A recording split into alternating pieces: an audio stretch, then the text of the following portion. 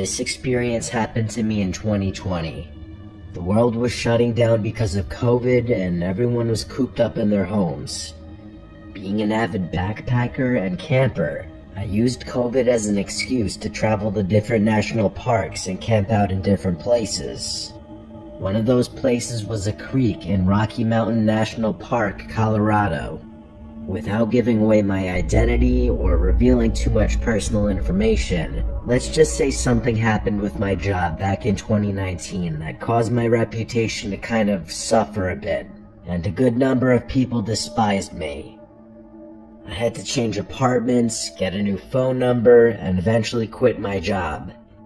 The mistake I made caused a good number of people to lose a lot of money, so the shitstorm was expected. I just didn't know how far it would go.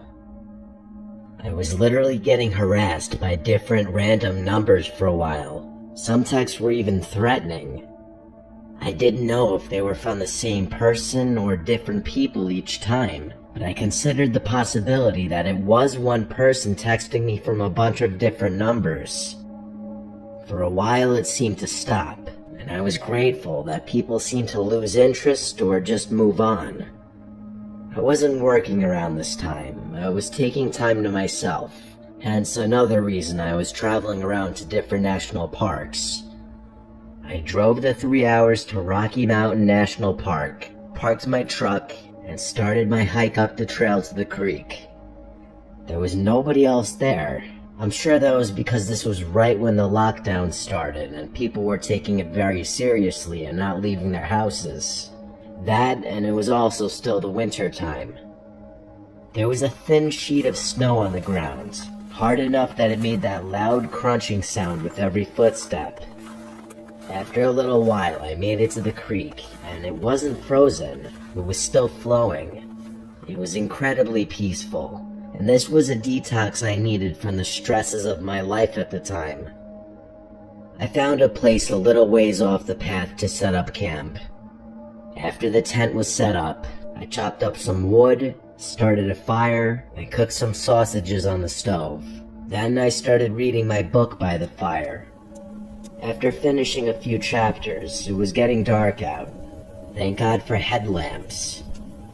I rolled a J and started smoking it. After a few hits, I felt my phone start going off. Honestly, apart from my family, I don't have a lot of people texting me, so I pulled out my phone from my jacket pocket and saw a bunch of texts from an unknown number. My heart skipped a beat when I realized it was happening again. The texts were from a number with a 203 area code, which I looked up to be Connecticut. Whoever it was texted me saying, "How's your camping going, buddy?" The second text said, "It's beautiful out here." The third text said, "I see why you came up here." My default reaction was to respond, "Who is this?" If they simply left it at "How's the camping going?" I would have assumed it was a family member, but they were sending messages as if they were here with me. The weed had already entered my system, and I was definitely high. This did not help my anxiety one bit. I felt extremely paranoid and started looking around me, standing up and doing a complete 360, looking in every direction out to the increasingly darkening woods. I went to get my P365 handgun from my bag just to make me feel safer. Usually I'd put a fire out before calling it a night. But as paranoid as I was feeling now, the thought of being in total darkness freaked me out. I went into the tent and crawled onto my sleeping bag. I stared at my phone, at the texts, waiting for a response which didn't come. Minutes dragged on, and I just wanted the weed to wear off, honestly. I still had my headlamp on, so I tried to continue where I left off in my book. But between being high and my mind being stuck on those texts, I was kidding myself thinking I could read. I decided to just watch YouTube videos on my phone to pass the time. I didn't feel comfortable going to sleep just yet. I was watching some murder documentary on YouTube. I know, a pretty interesting choice considering the setting. And when I least expected it, I got another text. a response to my question before. They responded, "Doesn't matter anymore." My heart started racing all over again. I replied back, "How did you know I'm camping?" But once again, no response after this. The anxiety of this situation was weighing heavier and heavier on me. Was this a prank by a friend or family member? Or was this one of those people harassing me again? But if it was the latter, how would they know I'm camping? That's the really uncomfortable part. I managed to kill an hour just watching videos on my phone, and I noticed the glow from the fire outside was growing dimmer and dimmer as the fire died down to almost nothing. In the wintertime, without the sound of bugs, the woods are dead silent apart from wind on a windy night. The second a video would stop playing, the silence would become deafening. Usually I'd embrace the peace, but my peace was completely disturbed because of these texts. Something then broke the silence, the unmistakable sound of human footsteps in the snow. They approached my tent until they were only maybe 6 feet from outside the tent. Then the footsteps stopped. I had the gun tightly gripped in my hand, ready to turn the safety off. There was suddenly a flash from outside. It looked like someone briefly shined a flashlight at the tent, or they took a picture. I had my answer soon enough. I heard the person walk away now, before their footsteps slowly faded out to silence. And as I expected to happen in the back of my mind, my phone dinged and vibrated, and that number sent me a photo. The photo was of my tent. Following that was a text that said, "Have a good night's sleep." I can't explain it, but suddenly it felt like I completely snapped out of the remainder of my high, and a bout of adrenaline and confidence overwhelmed me. I unzipped the tent and shot 2 rounds into the air, and the sound of footsteps running away in the snow in the not-so-far distance told me that it worked and scared the person off.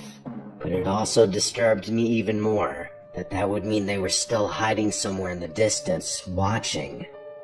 I screamed a threat into the air and climbed back inside my tent. I believe it worked because there were no more texts and no more sounds of footsteps. I was awake for hours after, simply because the occurrence completely woke me up. I felt like I drank 3 cups of coffee. Eventually, I did fall asleep, and waking up to morning sunlight was a huge relief. Whoever followed me there was not ready for me to pull a gun. I definitely don't seem the type of person that would own a gun, and I know that. That was my first time shooting that gun since buying it, and in fact my only time to this day. Whoever had been texting me, harassing me, and apparently stalking me, apparently decided to back off when they found out I had a gun, because almost 5 years later now, and I haven't been bothered. Still, it was a nightmarish night, and I can't imagine how differently it might have turned out if I wasn't armed.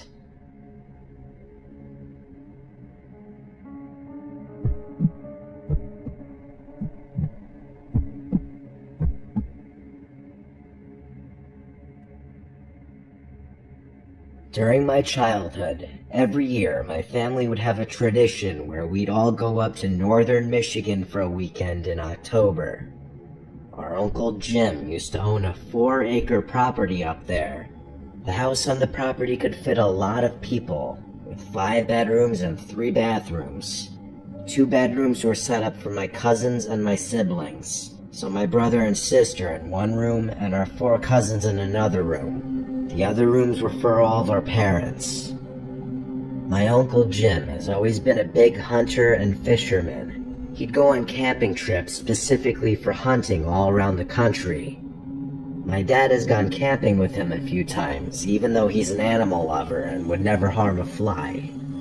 Part of the 4 acres that my uncle owned was a big chunk of forest. He marked a line of trees with red paint to mark the property line. Beyond that was just forest owned by the county, I don't know. The nearest house in that direction was probably miles away. Me, my brother Adam, and my cousins Jake and Joe all came up with an idea at lunch when our dads were talking about hunting. We wanted to go camping in the woods that night. Our dads were on board with it. They were definitely already kind of drunk, so more likely to say yes to stuff.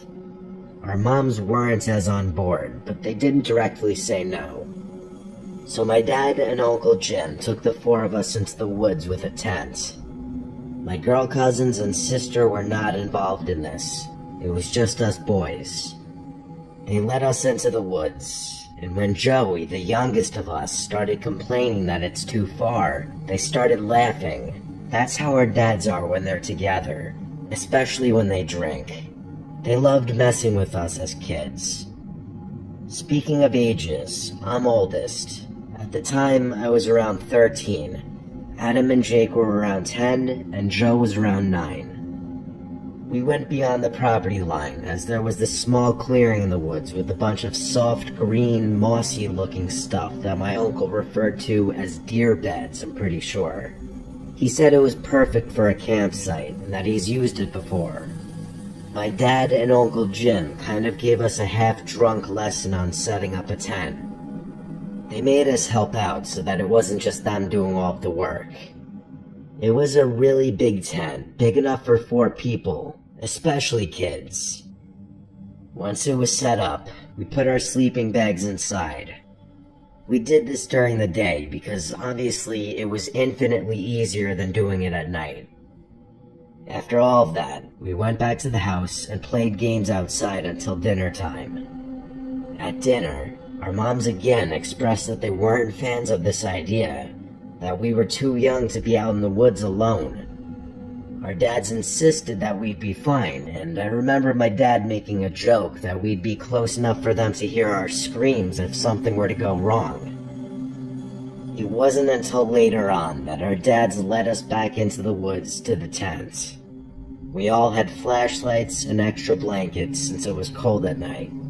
I also brought a deck of Uno cards for us to play. When we all got situated in the tent, my dad and Uncle Jim left back to the house. We were suddenly alone in the woods. Honestly, we weren't as close to the house as you think. We were deep enough into the woods where you couldn't see any light from the house. We started playing Uno for a while. I'd say half an hour at least. Playing Uno is actually a really good time killer. It passes the time really well. The tent was lit up by our flashlights arranged in a circle. All was fun and swell, until we heard a scream in the distance. It sounded like a girl's scream. We all went silent and looked at one another with the same faces. I then remembered that foxes' screams sound like the scream of a woman, so I told everyone that. I saw how freaked out Joe was especially, but my statement calmed everyone down. We continued to play Uno. I actually won like every single round. At that point, no one had mentioned the scream again. It was most likely out of all of our minds. But it happened again, and much louder and closer this time. This time, it sounded a lot more human. We all went silent again. This time, even I was freaked out. Joe looked like he was going to cry. I told everyone to turn their flashlights off. We crawled to our respective sleeping bags and sat in the darkness. None of us had the courage to run out into the woods back to the house. It's that fear of running and being chased, and just catching the attention of whatever was out there with the sound of our footsteps. Somehow hiding inside of a cloth tent felt like the safer option, so we waited and waited in silence. We still whispered amongst each other, wondering if it could still be a fox. I was truthful and said, I don't know, hopefully. I don't know who heard it first, but we all sprung up and looked at one another again, when we heard very fast footsteps crunching the leaves approaching the tent. Then they stopped, and there was an ear-piercing, gut-wrenching scream that sounded like a girl or woman's scream. It was right outside the tent, and the tent started shaking violently. All of us started screaming.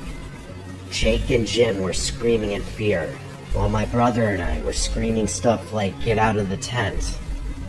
I unzipped the door to the tent, and one by one, we all ran into the woods with our flashlights on, the only reason we could see anything. That run back to the house was the most on-edge moment of my life, like a life or death kind of feeling. We made it to the property screaming the whole way, and our entire family was already outside in response to it. All 4 of us made it back safely. We explained the screams and the tent shaking, and they were all shocked and horrified based on their reactions. Then I noticed our cousins Jamie and Christina and my sister weren't outside. I called out my dad and uncle, accusing them of sending one of the girls to scare us, but when he showed us that the girls were already in bed, that's when it was clear. Someone we didn't know was out in the woods. Our dads went out to the woods with a couple of rifles and returned after a while, having found nobody. The next day, we all helped in bringing the tent and other stuff back to the house. Obviously, you can guess that that was a one-and-done thing. We never camped out in those woods again. Hell, we didn't even play outside after dark anymore. What kid would after such an experience? My guess is as good as anybody's as to who was outside of our tent and why they were doing what they did.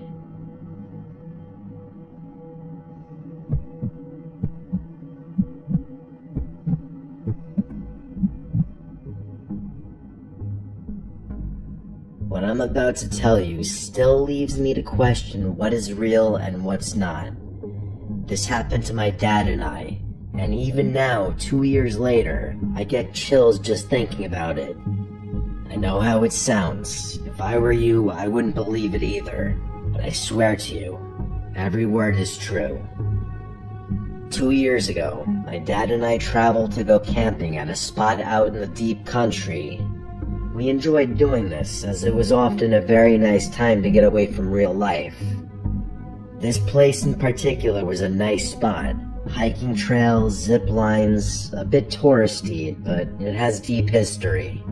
Native American lands, you know? First night there, it was perfect. Families at other campsites, campfires everywhere, kids laughing. The kind of peaceful night you go camping for. We cooked hot dogs, roasted marshmallows, cracked open a few beers, and made small talk with the people around us. A typical peaceful first night, but the second night is when things started to change. The staff told us we were the only ones in the park. Nobody else booked a site at first. We were psyched. A whole campground to ourselves. It sounded peaceful. We spent the day hiking, fishing, taking it slow. At one point, we listened to a scary podcast while sitting by the river, because, you know, why not lean into the spooky atmosphere? We thought we were being funny.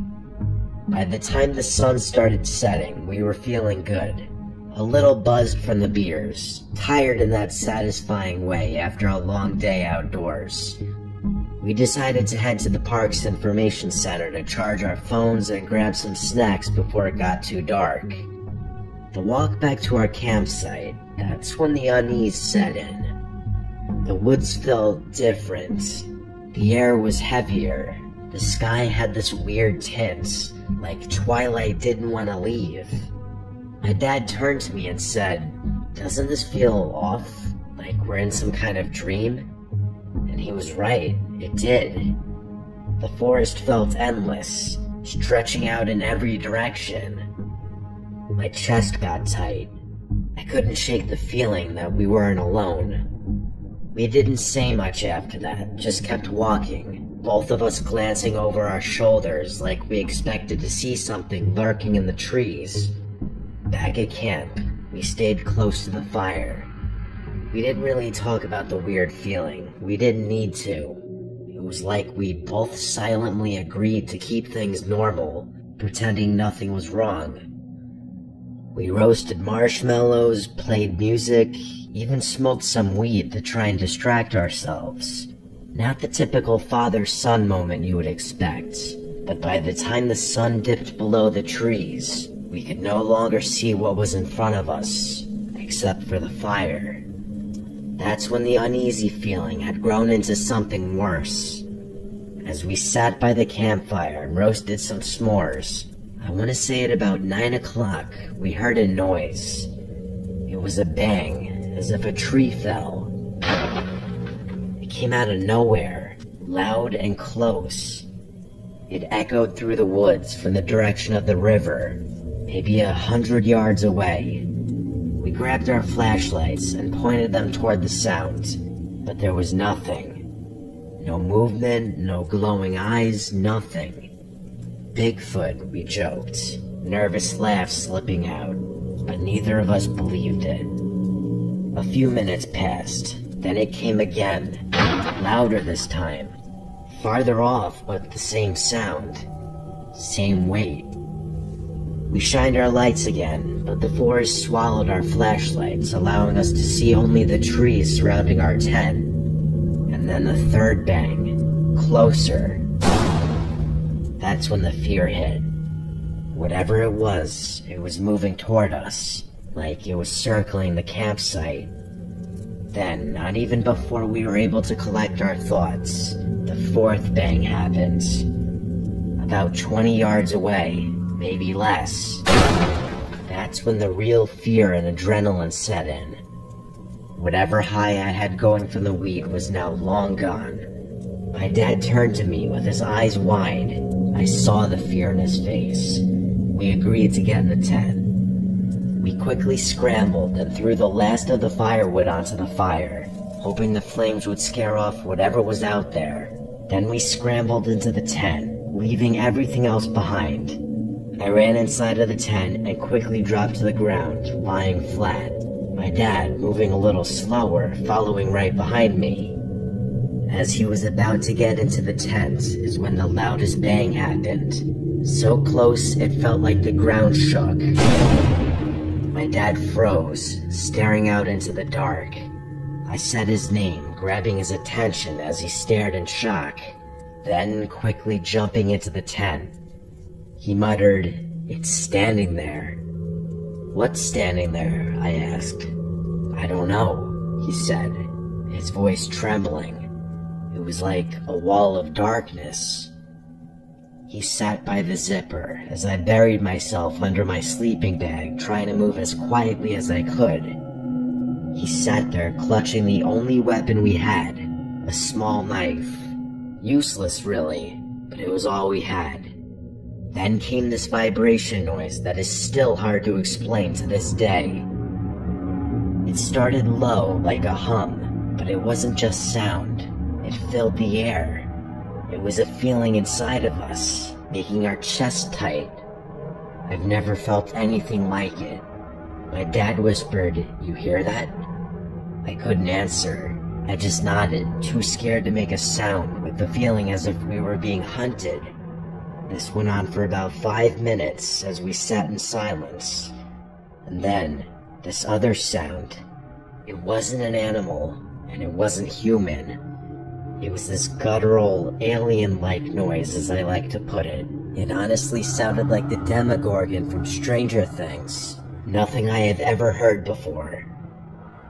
We stayed frozen in that tent, too scared to breathe, too scared to move. I had this small mesh window right by where I was laying, but I refused to look outside of it with the fear of being seen, just sitting there trying to control my breathing as my dad still sat there with the knife. And that's when the weirdest thing happened. In the middle of all the chaos, we just blacked out. Neither of us remembered trying to fall asleep. My dad was still clutching the knife when we woke up, lying in the middle of the tent. I woke up on my back in a panic, as if something was standing over me. My first thought was to grab my phone to check the time, but it was dead. I asked my dad to check his. dead too. Both had been fully charged the night before, making sure we had them working in case of an emergency. We stepped outside to pee. As we stood 5 feet from the tent and peed back to back, still scared out of our minds, we saw that it was still pitch black outside. The air was cold and still. The food we'd left on the table completely untouched. The fire we'd stoked before diving into the tent burned down to ash like it was never touched. The whole place felt wrong, like we shouldn't have been there. We waited the night out in the tent without saying much to each other, just trying to get some real sleep. We packed up in silence, not saying a word until we were in the car. When we finally talked about it, we realized we'd both felt the same thing that night. Watched and hunted, like something was waiting for us to slip up. We told my mom when we got back. She thought we were crazy, said maybe we got drugged or inhaled some weird gas, but it wasn't that. Whatever happened that night, it was real. We both experienced the same thing. To this day, we don't know what it was. We didn't see it, not fully, but my dad came closest. Whatever he saw, it wasn't human, and it wasn't natural. We never heard any similar story like ours.